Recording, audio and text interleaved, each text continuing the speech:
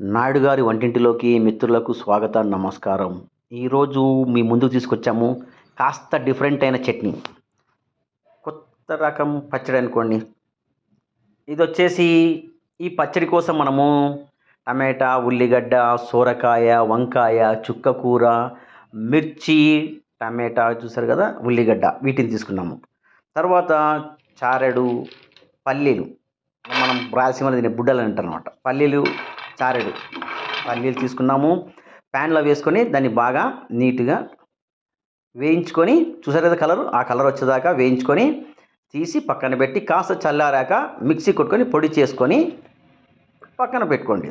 Next stove వెలిగించి ప్యాన్లో కావాల్సినంతగా నూనె పోసుకొని ఆ నూనెలోకి మనము కట్ చేసి పెట్టుకున్నటువంటి ఒక 4 ఉల్లిగడ్డలు, నెక్స్ట్ వచ్చేసి ఒక 10 నుంచి 12 దాకా మిర్చి వేసే జాగ్రత్త అండి.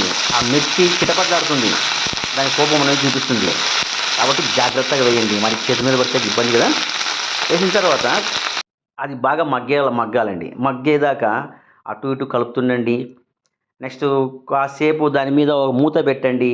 మూత పెడితే త్వరగా మగ్గుతుంది అనమాట, ఆ స్టీమ్ పట్టుకొని. సో నెక్స్ట్ మనము ఈ మగ్గాలి కదా, మగ్గిన తర్వాత అందులోకి మనం కట్ చేసి పెట్టుకున్నట్టు సోరకాయ ముక్కలే కదా, ముందుగా సోరకాయ ముక్కలు అందులోకి వేసుకున్నటువంటి సోరకాయ ముక్కలు బాగా మగ్గాలి. అటు ఇటు కలపండి. ప్యాన్ మొత్తము తిరుగుతూ ఉండాలి, ఎందుకంటే మనం ఎంత కలియబెడితే అంత మెత్తగా అవుతుంది అనమాట. చూసారు కదా, మిర్చి కలర్ మారిపోయింది. నెక్స్ట్ మనం కట్ చేసి పెట్టుకున్నట్టు వంకాయలు, ఆ వంకాయలను కూడా చిన్న కట్ చేసుకొని అందులోకి వేసుకొని వీటిని కూడా బాగా మగ్గనివ్వాలి. చూసారు కదా. నెక్స్ట్ ఒక 2 టమాటాలు కట్ చేసాము, ఆ 2 టమాటాలు కూడా అందులోకి వేసి వాటిని కూడా బాగా మగ్గనివ్వాలి. అవి మగ్గడానికి కాసేపు మూత పెట్టండి. దాని మీద మూత పెట్టి మగ్గ ఇచ్చారనుకోండి, బాగా నీట్గా మగ్గుతుంది. ఇవి మగ్గేలోపు ఒక మాట అండి, మీరు మీ ఆదరాభిమానాలు మా మీద ఇంకా చూపించాలి. దయచేసి సబ్స్క్రైబ్ చేసుకున్న వాళ్ళు సబ్స్క్రైబ్ చేసుకోండి. సబ్స్క్రైబ్ చేసుకున్న వాళ్ళు షేర్ చేయండి, లైక్ చేయండి, మీ బంధుమిత్రులు చెప్పండి.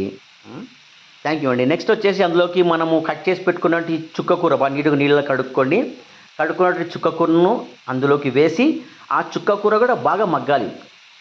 దానికి కూడా కొంచెం సేపు దాన్ని మొత్తం కలియబెట్టిన తర్వాత దాని మీద మూత పెట్టి కాసేపు మగ్గనివ్వండి. చూసారు కదా, దీంతో చాలా టేస్టీ చట్నీ రెడీ అవుతుందండి. అసలు మీరు తిని చూడండి, ఎక్కువ కారం ఉండదు, మినిమం కారంతో మంచి టేస్ట్తో పిల్లలు కూడా బాగా ఇష్టంగా తింటారు. అలాంటి పచ్చడి కాస్త నెయ్యి వేసుకొని తినండి, అద్భుతంగా ఉంటుంది. చూసారు కదా, చాలా బాగా మగ్గిపోయింది.